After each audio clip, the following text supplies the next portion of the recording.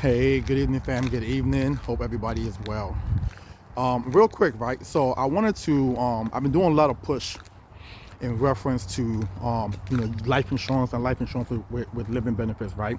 And I hope it's not a lot. I hope it's not over consuming, people, right? Because I know sometimes people get bombarded with a bunch of information, right? And they get turned off, right? But the reason why we do this, right, is because um, life is life at the end of the day, right?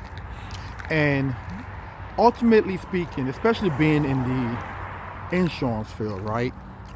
And the insurance field covers, quite a lot of space. Okay, it covers retirement, financing, health, mortality, all these things, right? It covers like a bunch of things, right? And I am a huge advocate, right, when it comes to just how we see life and also future goals. I believe a lot of people don't really see what's going on. We're all busy working every single day, right? We're busy trying to take care of our family, that we don't get a chance to sit back and evaluate where we stand or where we are, right? And I'm 47 years old now, right? I don't feel 47. I still feel 20 something. I still feel young. I still feel vibrant. But my age is real, right? And as I'm evaluating late last year as to my retirement goal, right? And where I am right now in reference to my retirement statement, I had to evaluate it and look at it, right? And say, you know what? Yeah, I'm not on pace for retiring at the age that I want to retire, because I'm looking at that statement. I say, wow, you know what? I'm going to end up needing way more money and things like that, right? So I had to make a decision to consciously, right, invest more or put away more in my long-term plan, percentage-wise, right? I currently, I'm not, well, as of March of this year, because open enrollment happened, and I increased my contribution into my brokerage account to 30%, and then you factor in how much goes into my IUL itself. So we're talking about roughly about 48%. So 18% goes into my IUL of my income, 30% will go into my brokerage account, right? So we're talking about roughly 48%, almost 50% of my income is going to go into two forms of long-term planning. And I had to do that. I had to do it. If I didn't make that decision, I would get to a point just like the people I sit down with every single day when I go into homes, right? I will get to a point, the same point where these people are, where they will not be able to retire. The money just isn't adding up. So I had to consciously make a decision. I had to take a step back, look at what I had going on, and say, okay, well, I got to make some changes. Or else I'm going to be like these people who I'm going into their home and trying to solve their problem, at a later age in life. You understand? So I hope what I do every day doesn't turn people off. It's meant to wake you up. Wake up. Okay, snap out of it. That's what I do every day is meant to do, is wake you up and make you snap out of it and say, you know what? I got to do something.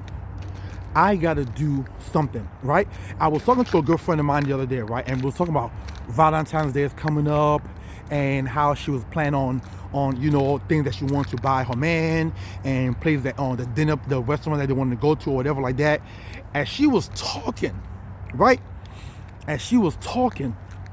My mind was already calculating how much that night was gonna be, right? On both parties, because I'm assuming if she's doing this for her man's probably gonna be doing something for her too, right?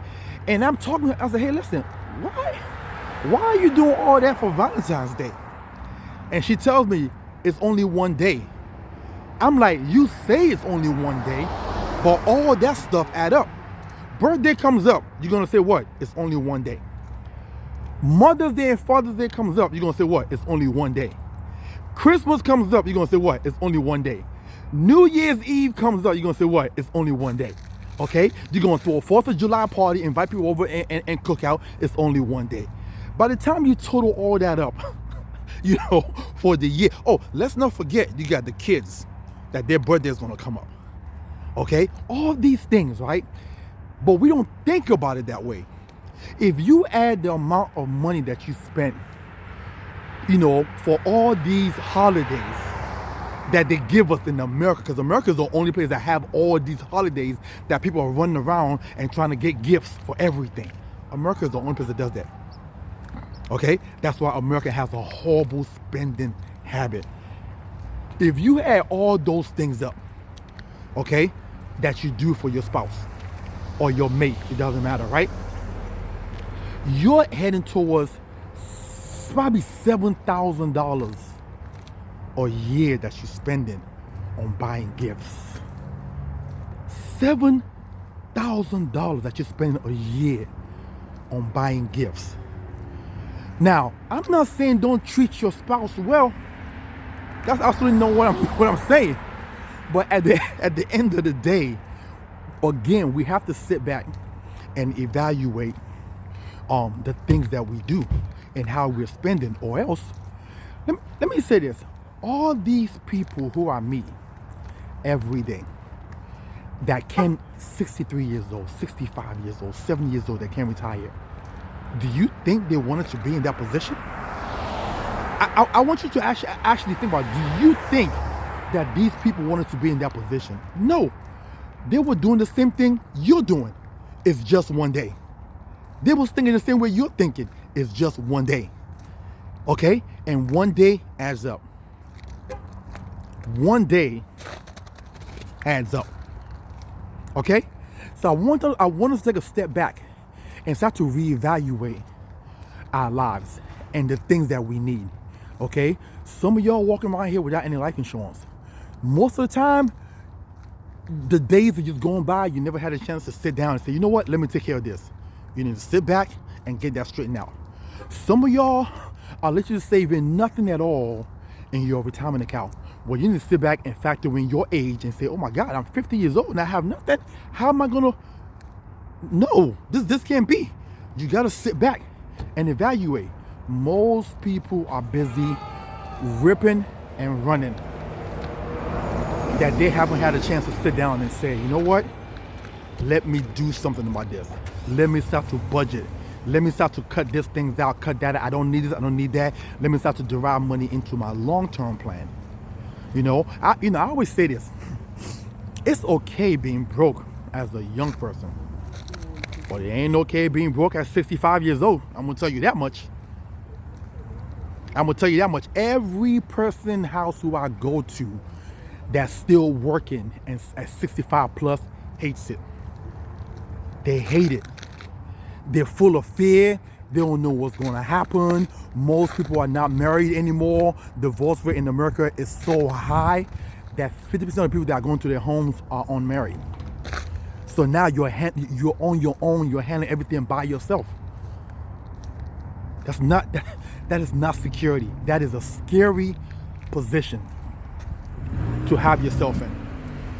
That is a scary position to have yourself in. And you don't want to wait until that day happens before you decide to start saving. Because by that time, it's probably practically too late. Okay? It's probably practically too late. Listen, hope you guys have a wonderful and blessed Sunday. I hope you guys really put some thought into this conversation that I'm having with you, because it is a serious time. It's a serious conversation, and a lot of people are in destitute situations during the latter years of their lives. Okay, everybody want to compete with the Jones now in America.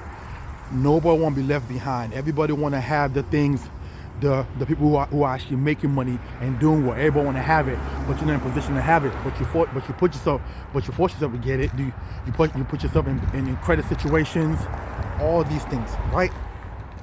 Listen, at some point, You got to make that life decision, or life going to decide for you. Either one. Talk to you soon.